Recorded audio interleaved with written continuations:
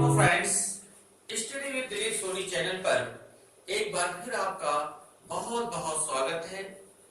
Last video में आपने देखा कि जब सामान्य कानून के प्रावधान के द्वारा देश की शासन व्यवस्था नहीं चलाई जाती है तो ऐसी स्थिति में उन विशेष जटिल या विशेष परिस्थिति में आपातकालीन प्रावधान के द्वारा देश की शासन व्यवस्था का संचालन किया जाता है और जिसे आपातकालीन प्रावधान इमरजेंसी प्रोविजंस के नाम से जाना जाता है।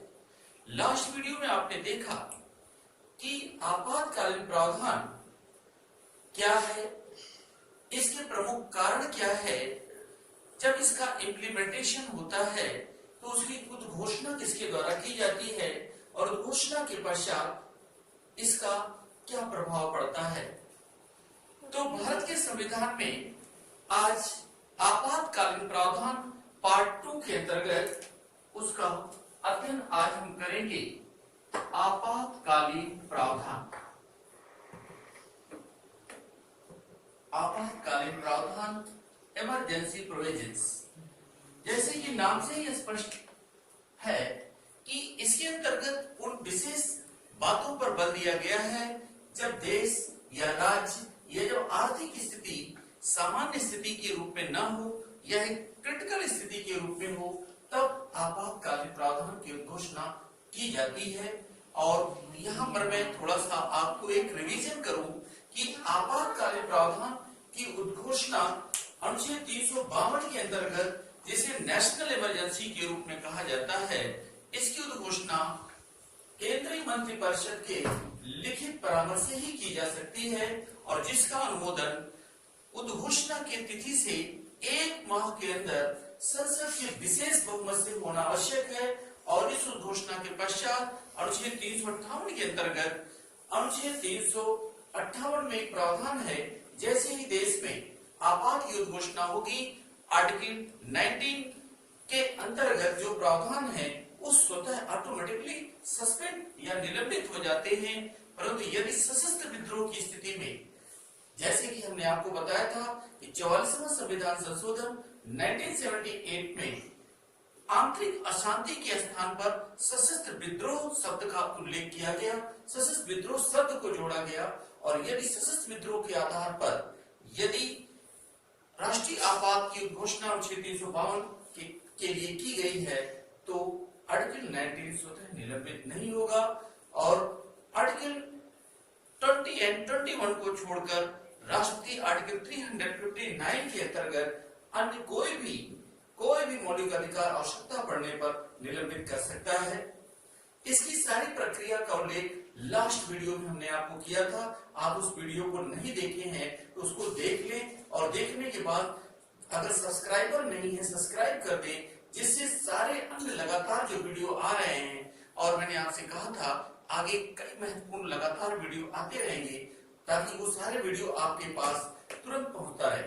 तो आज हम आते हैं आपातकालीन प्रावधान जो भारत के संविधान के भाग 18 के अंतर्गत किया गया है और जो भारत के संविधान के अनुच्छेद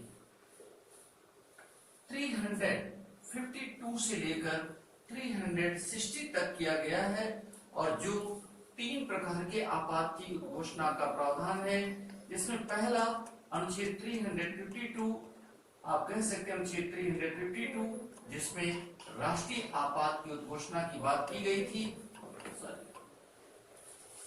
इसमें राष्ट्रीय आपात की उद्घोषणा की बात की गई थी और जिसकी उद्घोषणा करने का अधिकार केंद्र सरकार के मंत्रिमंडल के लिखित परामर्श से होता है। इसका हमने आपको लास्ट वीडियो में उल्लेख किया। आज हम उल्लेख करेंगे जो बहुत ही महत्वपूर्ण प्रावधान है, जिसको प्रायः परीक्षा में पूछा जाता है और इसका बहुत ही महत्वपूर्ण इफेक्ट आपके लिए जानना भी आवश्यक है। तो अनुच्छेद 356 यह है राष्ट्रपति शासन या प्रेसिडेंट रूल। राष्ट्रपति शासन नाम से ही लग रहा है, जब किसी राज्य की व्यवस्था फ्लवर्ड होती है तो in this situation by the written consultant of the state related governor, इसकी प्रक्रिया की घोषणा राष्ट्रपति करता है। और तीसरा है जिसका उल्लेख आज हम करेंगे अनुच्छेद 360, जो देश में वित्तीय आपात की बात की उद्घोषणा, वित्तीय आपात पर बल देता है। परंतु इस उद्घोषणा का इम्प्लीमेंटेशन, उसका प्रभाव, अन्य बातों पर भी हम लोग चर्चा करेंगे और वो चर्चा के लिए हम कई महत्वपूर्ण बातों पर भी बल देंगे। तो वास्तव में आपने देखा कि जैसे ही राष्ट्रीय आपात की उद्घोषणा होती है, अनुच्छेद 19 के सारे प्रावधान स्वतः निलंबित हो जाते हैं और ये राष्ट्रीय आपात की उद्घोषणा युद्ध या वार, युद्ध के आधार पर ही निलंबित होंगे। सशस्त्र विद्रोह के आधार पर ये स्वतः ऑटो सस्पेंड नहीं होंगे। तो इस उद्घोषणा के पश्चात राज्य की कार्यपालिका को निर्देश देने की शक्ति प्राप्त हो जाती है। इस घोषणा के पश्चात राज्य की कार्यपालिका शक्ति को किस तरह से कार्य करना है, इसका दिशा निर्देश केंद्र की सरकार के द्वारा दिया जाता है। केंद्र की सरकार के द्वारा राज्य की कार्यपालिका शक्ति को निर्देश दिया जाता है कि वह अपने कार्य की प्रशासनिक क्रियाओं को कैसे, किस तरह से संचालित करे और राज्य इसके लिए बाध्य हो जाता है। अनुच्छेद 354 में जब आपात की उद्घोषणा प्रवर्तन में रहती है तो राज्यों को जो राजस्व का वितरण संबंधी प्रावधान है, यानी जो अनुच्छेद 268, अब जो अनुच्छेद 268 ऐसे टैक्सेस, ऐसे कर जो केंद्र के द्वारा लगाए जाते हैं बट जिसकी रिकवरी या जिसका संग्रह राज्य सरकारें करती है और राज्य सरकार उस पैसे को खर्च करती है, इस राजस्व संबंधी प्रावधानों में केंद्र के द्वारा दिए गए दिशा निर्देश का पालन राज्य सरकार करने के लिए बाध्य हो जाती है। और जबकि आर्टिकल 355 वह आक्रमण और आंतरिक अशांति से राज्य की संरक्षा करने का संघ सरकार का कर्तव्य है। यदि देश के ऊपर या किसी राज्य क्षेत्र के ऊपर किसी भी देश के द्वारा यदि कोई आक्रमण होता है या देश में किसी प्रकार का आंतरिक अशांति की स्थिति उत्पन्न हो जाती है, तो ऐसे आंतरिक अशांति की स्थिति में भी उस राज्य की सुरक्षा व्यवस्था करने के दायित्व केंद्र सरकार को है। तो मित्रों, इस प्रकार से अनुच्छेद 352, इस तरह से अनुच्छेद 352, 353, 354 और 355 के प्रावधान को हमने एज ए शॉर्ट ग्लांस जाना। अब हम इसका मोस्ट इंपोर्टेंट आते हैं, वह है राष्ट्रपति शासन।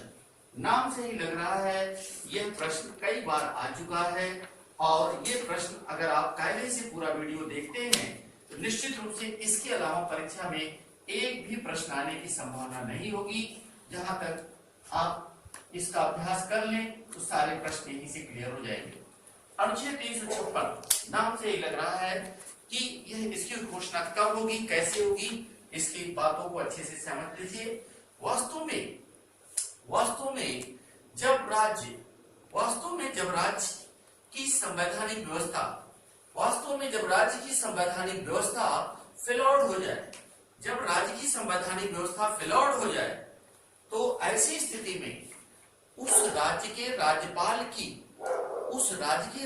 के द्वारा एक रिपोर्ट रिकमेंडेड किया जाता है किसके पास, राष्ट्रपति के पास। उस राज्य के राज्यपाल के द्वारा एक रिपोर्ट राष्ट्रपति के पास भेजा जाता है और राष्ट्रपति उस रिपोर्ट का अध्ययन करता है और यदि राष्ट्रपति को यह समाधान हो जाए कि वास्तव में राज्य की संवैधानिक व्यवस्था चाहे सरकार के द्वारा जानबूझकर या सरकारी तंत्र की विफलता के आधार पर हुआ है, तो ऐसी स्थिति में उस राज्य में राष्ट्रपति शासन की उद्घोषणा की जा सकती है। और राष्ट्रपति शासन की उद्घोषणा होते ही उस राज्य के विधानसभा को, याद करिए, legislative assembly of the related state, उस राज्य के विधानसभा को या तो निलंबित कर दिया जाएगा या तो भंग भी किया जा सकता है। आइदर डिसॉल्व और सस्पेंड, उस राज्य की विधानसभा को या तो निलंबित किया जाएगा या भंग कर दिया जाएगा। तो मित्रों, इस प्रकार उस राज्य के राज्यपाल के द्वारा परामर्श देना आवश्यक है। बिना परामर्श के राष्ट्रपति उस राज्य में राष्ट्रपति शासन की उद्घोषणा नहीं करेगा। परंतु एक दूसरा प्रश्न आता है कि राज्यपाल के द्वारा जो भी परामर्श राष्ट्रपति को दिया जाता है उस परामर्श को पूरी तरह मान लेना राष्ट्रपति के लिए बाध्यकारी नहीं है, परंतु राष्ट्रपति को यदि समाधान हो जाता है वास्तव में राज्य की संवैधानिक व्यवस्था विफल हो रही है, तभी उस राज्य में राष्ट्रपति शासन की उद्घोषणा होती है। और राष्ट्रपति शासन की उद्घोषणा होते ही पहला जो राज्य की विधानसभा है वह राज्य की विधानसभा या तो भंग कर दी जाती है और या तो निलंबित कर दी जाती है। अब प्रश्न है इसके निलंबित या भंग करने से इस पर क्या प्रभाव पड़ेगा। जैसे ही राज्य की विधानसभा भंग होगी, जो राज्य की सरकार है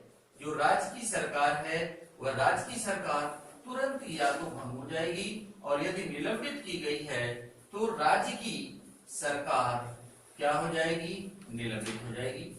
तो राज्य की सरकार क्या हो जाएगी, निलंबित हो जाएगी। तो इन दोनों स्थितियों में सरकार कार्य करने में सक्षम नहीं हो पाएगी। तो यहाँ पर एक महत्वपूर्ण प्रावधान ये है। दूसरा, जैसे ही राष्ट्रपति शासन की उद्घोषणा की जाती है, राष्ट्रपति शासन की उद्घोषणा होने के पश्चात इसे संसद के द्वारा 2 माह में 60 दिनों अधिकतम या मैक्सिमम 60 दिनों के अंदर इसे अनुमोदित करना आवश्यक है। और यदि इन 60 दिनों में संसद ने इस घोषणा को अनुमोदित नहीं किया, उसे पारित नहीं किया, तो याद करिए मित्रों, उस राज्य में राष्ट्रपति शासन स्वतः समाप्त हो जाएगा, उसका प्रभाव शून्य हो जाएगा। तो ऐसी स्थिति में पहला आपका ये क्लियर हो गया कि राष्ट्रपति शासन की उद्घोषणा राष्ट्रपति के द्वारा की जाती है। राष्ट्रपति यह उद्घोषणा राज्यपाल के परामर्श से करता है। तीसरा प्रश्न, उस राज्य की विधानसभा को या तो भंग किया जाएगा या तो निलंबित किया जाएगा। अब तीसरा एक प्रश्न है कि राष्ट्रपति शासन की उद्घोषणा होने से जो विधानसभा भंग है या निलंबित है, यह प्रक्रिया कब तक लागू होगी? तो निश्चित रूप से यह प्रक्रिया की एक सीमा है। तो यह एक बार जैसे ही राष्ट्रपति शासन की उद्घोषणा होती है, एक बार में एक बहुत महत्वपूर्ण प्रश्न है, एक बार में अधिकतम, याद कर लीजिए इस प्रश्न को, ये परीक्षा में बहुत महत्वपूर्ण प्रश्न है, परीक्षा में ये आ भी चुका है। एक बार में अधिकतम यह 6 माह, यह 6 months, only maximum for 6 months in one chance। याद कर लीजिए इस प्रश्न को, परीक्षा में आने वाला प्रश्न है कि जैसे ही राज्य में राष्ट्रपति शासन की उद्घोषणा राष्ट्रपति के द्वारा की जाती है, राष्ट्रपति के द्वारा घोषणा किए जाने के पश्चात अधिकतम राष्ट्रपति शासन की अवधि एक बार में 6 माह तक ही हो सकती है। लेकिन प्रश्न को बहुत बारीकी से, बड़ी सावधानी से समझिएगा। अगर ये प्रश्न पूछा गया कि किसी भी राज्य में राष्ट्रपति शासन की अधिकतम अवधि क्या है, ध्यान से सुनिएगा, बहुत माइन्यूटली अंतर है। अभी मैंने कहा एक बार में, अगर एक बार में अधिकतम पूछेगा तो आपका आंसर क्या होगा, 6 माह। लेकिन अगर प्रश्न पूछता है कि अधिकतम अवधि क्या होगी, तो मित्रों इसका अधिकतम उत्तर होगा 1 वर्ष। लेकिन एक कंडीशन के साथ अधिकतम जो 1 वर्ष की अवधि है, याद करिए ये एक बार में 6 माह से ज्यादा नहीं हो सकता। जैसा यहाँ मैंने कहा, एक बार में अधिकतम 6 माह, यानी ये 1 वर्ष की अवधि 6 माह करके ही होगी।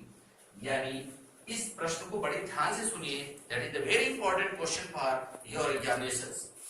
फिर से याद करिए, जैसे ही किसी राज्य में राष्ट्रपति शासन की घोषणा की जाती है, राष्ट्रपति शासन की घोषणा किए जाने के पश्चात संसद के द्वारा 2 माह के अंदर, 60 दिनों के अंदर इसका अनुमोदन करना आवश्यक है। दूसरा प्रश्न, राष्ट्रपति शासन की अवधि एक बार में, याद करिए मैं एक बार में कह रहा हूं, 6 माह से ज्यादा प्रभावी नहीं हो सकता। लेकिन अगर यही प्रश्न पूछा जाए किसी भी राज्य में राष्ट्रपति शासन की, अधिकतम अवधि, what is the maximum duration of the president rule in any state, तो दैट इज द 1 ईयर, अधिकतम 1 वर्ष। अब इससे भी ज्यादा महत्वपूर्ण प्रावधान प्रश्न पे याद करिए, क्योंकि प्रश्न अगर परीक्षा में क्लियर हुए तो आपके सारे प्रश्न याद हो जाएंगे। तीसरा प्रश्न जो आपका सबसे महत्वपूर्ण प्रश्न इससे बनता है क्या, कि अगर ये प्रश्न दे दिया जाए कि किसी विशेष परिस्थिति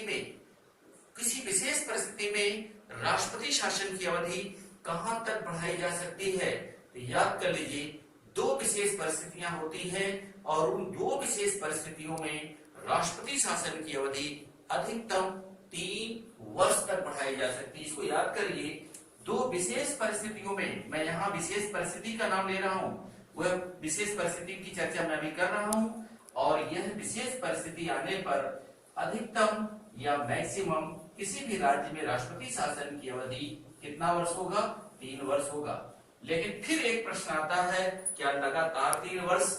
याद करिए, इन एनी सिचुएशन एक बार में यह 6 माह से ज्यादा नहीं होगा, एक बार में यह 6 माह से ज्यादा नहीं होगा, और ये 3 वर्ष तक जो विशेष स्थिति में आएगा वहां पर भी यह एक बार में 6 माह से ज्यादा नहीं आएगा।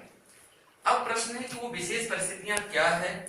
यदि उस राज्य में निर्वाचन आयोग, इलेक्शन कमीशन लिखित रूप से सरकार को यह रिपोर्ट दे दे, याद करिए विधानसभा के चुनाव कराने की जिम्मेदारी इलेक्शन कमीशन, निर्वाचन आयोग की है, और इलेक्शन कमीशन यदि लिखित रूप से यह देता है कि राज्य में निर्वाचन की स्थितियां संभव नहीं है, तो ऐसी स्थिति में अधिकतम अवधि इसकी 6 माह तक बढ़ाई जा सकती है। और दूसरी स्थिति, यदि राज्य में या राज्य के उस क्षेत्र के राज्य के उस क्षेत्र में आपात की स्थिति प्रभावी है, आपातकाल अनुच्छेद 352 की स्थिति प्रभावी है, तो ऐसी स्थिति में भी उस राज्य में 3 वर्ष तक क्या किया जा सकता है, राष्ट्रपति शासन लगाया जा सकता है अधिकतम। लेकिन फिर से इसको मैं दोहरा दे रहा हूं, एक बार में अधिकतम 6 माह, और केवल अगर अधिकतम सब पूछा जाए तो 1 वर्ष, और 1 वर्ष 6 माह करके ही होगा। और 2 विशेष स्थितियां, यदि पहला स्थिति, यदि निर्वाचन आयोग लिखित रूप से रिटन रिपोर्ट सरकार को देता है तब अधिकतम 3 वर्ष तक बढ़ाया जा सकता है, और यदि देश में आपातकाल की स्थिति प्रभावी है या उस राज्य विशेष में आपात की स्थिति प्रभावी है, तो भी अधिकतम 3 वर्ष से ज्यादा प्रभावी नहीं होगा। तो इस तरह से मित्रों याद कर लीजिए, ये बड़ा महत्वपूर्ण प्रश्न है कि किसी भी राज्य में राष्ट्रपति शासन की उद्घोषणा राष्ट्रपति के द्वारा की जाती है।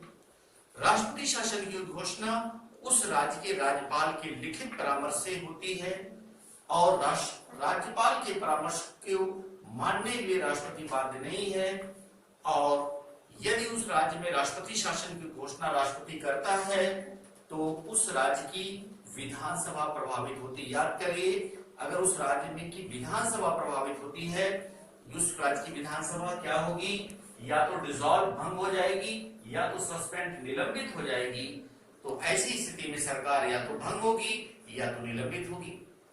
और फिर क्या होगा, फिर राज्य का शासन और प्रशासन कैसे चलेगा, ये बहुत महत्वपूर्ण प्रावधान, प्राय किताबों में इसका उल्लेख भी नहीं मिलता है।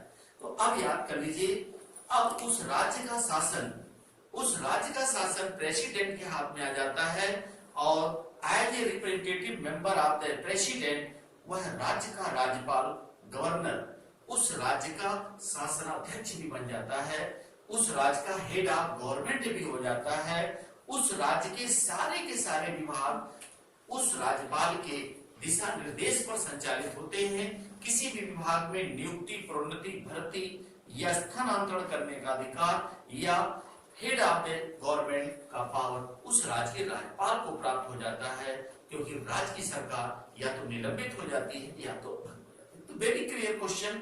तो इस तरह से अब हम आते हैं कि हमने देखा अनुच्छेद 356, और पूरा उम्मीद करते हैं कि अनुच्छेद 356 जो एक मोस्ट इंपॉर्टेंट क्वेश्चन है और इसको आपको याद हो जाएगा। और इस वीडियो को एक बार 2 बार करके आप देख लें।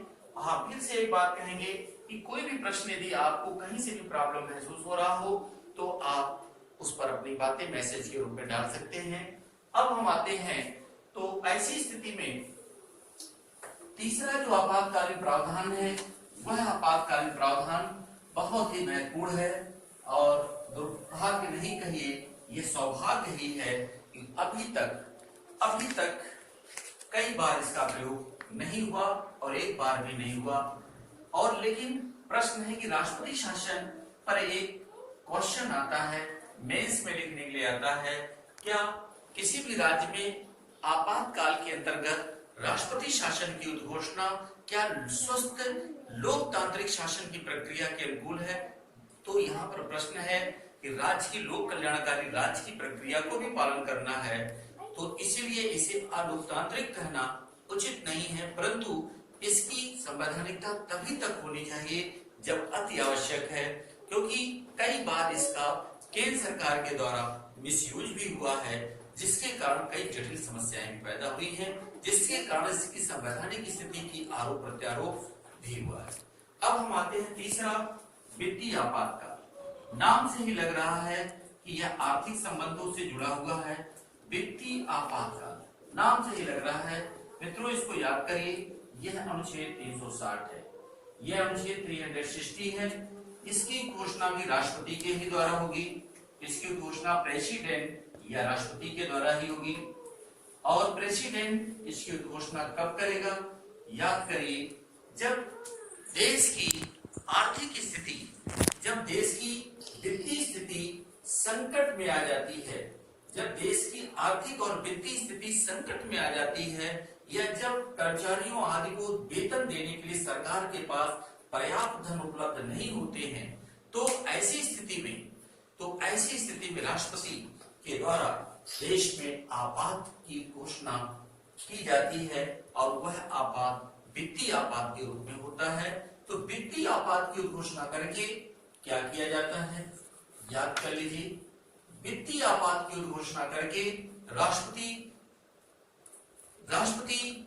देश के कर्मचारियों के वेतन भत्ते आदि में कटौती कर सकता है, कमी कर सकता है, और यहाँ तक कि सर्वोच्च न्यायालय, सुप्रीम कोर्ट या हाई कोर्ट के न्यायाधीशों के वेतन और भत्ते में पद ग्रहण करने के बाद, आफ्टर ज्वाइनिंग द पोस्ट, पद ग्रहण करने के बाद कोई अलाभकारी परिवर्तन तो नहीं किया जा सकता, परंतु यदि देश में वित्तीय आपात की घोषणा कर दी गई है तो सर्वोच्च न्यायालय और उच्च न्यायालय के न्यायाधीशों के भी वेतन भत्ते में कटौती की जा सकती है और देश के सभी संवैधानिक पदों पर कार्य करने वाले लोगों के वेतन भत्तों में कटौती की जा सकती है।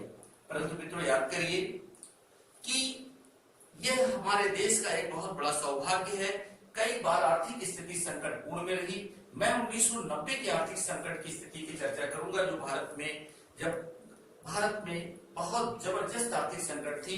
प्रधानमंत्री चंद्रशेखर सिंह थे और उस समय हमने आर्थिक स्थिति का सामना करने के लिए हमने 40 टन सोना ब्रिटेन के पास गिरवी रखकर तब वहां से पैसा लिया, परंतु फिर भी हमने वित्तीय आपात की घोषणा नहीं की। ये हमारे लिए बड़ी अच्छी बात थी। और उसके बाद जब वित्त मंत्री मनमोहन सिंह आए तब उन्होंने उस सोने को वहां से वापस लाया। तो कहने का मतलब है, एक प्रश्न बहुत महत्वपूर्ण है जो पूछा जाता है कि अब तक भारत में how many chance declare the financial emergency. याद करिए, अब तक भारत में एक बार भी वित्तीय आपात की घोषणा नहीं की गई है। ये भारत के लिए बड़ा अच्छी बात है और इस वित्तीय आपात की घोषणा भी संसद के द्वारा करना आवश्यक है। तो इस तरह की प्रक्रिया वास्तव में एक प्रश्न चिन्ह आता है, क्या आपातकालीन प्रावधान जब प्रभावी रूप से लागू होता है तो क्या भारत के शासन की या भारतीय संविधान का जो बेस है, मूल आधार है, जो फेडरल सिस्टम है, संघीय ढांचा है, क्या वह सही या उचित रहता है या सही रहता है? तो वास्तव में मित्रों एक बात मैं स्पष्ट कर दूं कि जब देश में आपातकालीन प्रावधान प्रभावी कर दिया जाता है तो वास्तव में देश की शासन व्यवस्था संघात्मक न होकर एकात्मक रूप धारण कर लेती है, क्योंकि केंद्र के हाथ में सत्ता डायरेक्ट या इनडायरेक्ट पहुंच जाती है। केंद्र के नियंत्रण में वहां की विधायी शक्तियां, वहां की अन्य प्रक्रियाएं संचालित होती हैं। अब दूसरा एक प्रावधान, जब मैंने कहा किसी भी राज्य में राष्ट्रपति शासन की घोषणा कर दी जाती है, अब आप देखिए मैं इसको सिद्ध करने का प्रयास कर रहा हूं कि जब किसी भी राज्य में राष्ट्रपति शासन की घोषणा कर दी जाती है और विधानसभा आप देख रहे हैं या तो भंग हो गई या तो निलंबित हो गई, तो ऐसी स्थिति में जो राज्य की सूची है, स्टेट लिस्ट है, जिस पर कानून बनाने का अधिकार विधानमंडल को है, विधानसभा भंग होते ही इनएक्टिव हो जाती है। तो ऐसी स्थिति में राज्य की सूची पर कानून बनाने का अधिकार किसको प्राप्त होगा? संघ की विधायिका संसद को प्राप्त होगा। और निश्चित ही रूप से यह संघीय ढांचे के विपरीत है, जो भारतीय शासन को एकात्मक रूप प्रदान करता है। तो इस तरह से आप कह सकते हैं कि आपातकालीन प्रावधान, जैसे मैंने कहा कि यह एक सुरक्षा का कवच है। इससे देश की लोक कल्याणकारी शासन की प्रक्रिया को बनाए रखने का प्रयास किया जाता है। इसका दुरुपयोग नहीं होना चाहिए, ये सच्चे विचार के साथ प्रयोग हो, जिससे जनता का और संविधान के मूल्यों का कहीं से हनन ना हो। तो इस प्रकार मित्रों, आपने आपातकालीन प्रावधान की प्रक्रिया को बहुत ही अच्छे से समझा होगा, हमें पूरी उम्मीद है। अब हम आपसे ये उम्मीद करते हैं कि आप इस आपातकालीन प्रावधान के अंतर्गत जो भी प्रश्न आते हैं आप एक्सरसाइज करिए और आप देखेंगे इस सारे प्रश्नों को आप हल करने में सक्षम हो जाएंगे। एक चीज और सावधानी के रूप में आपको बता दें कि अनुच्छेद 352 के अंतर्गत जब राष्ट्रीय आपात की घोषणा की जाती है, उसमें याद करिए 3 प्रकार से है, युद्ध, आक्रमण और आंतरिक अशांति तथा सशस्त्र विद्रोह। तो ऐसी स्थिति में यदि सशस्त्र विद्रोह के आधार पर, आंतरिक अशांति सशस्त्र विद्रोह के आधार पर आपात की घोषणा है, तो आर्टिकल 19 स्वतः निलंबित नहीं होगी और अनुच्छेद 20 और अनुच्छेद 21 तो कभी निलंबित नहीं होगी। अन्य कोई भी मौलिक अधिकार राष्ट्रपति आवश्यकता पड़ने पर निलंबित कर सकता है। तो इस प्रकार आपातकालीन प्रावधान आप अच्छे से पढ़िए। और मित्रों, एक चीज फिर आपसे कहें कि अधिक से अधिक आप इसका अगले जो वीडियो आ रहे हैं, अपलोड हो रहे हैं, उनका भी गहनता से अध्ययन करिए और जो लास्ट वीडियोज है उनका आप प्लेलिस्ट से देखकर जानकारी प्राप्त कर लें और उसका भी अच्छे से अध्ययन करें। तो आपको बहुत बहुत धन्यवाद और उम्मीद करते हैं कि जो सब्सक्राइब नहीं किए हैं आप उसको सब्सक्राइब कर लें, जिससे परीक्षा में आपको कहीं से कोई कमी नहीं आने पाए। धन्यवाद।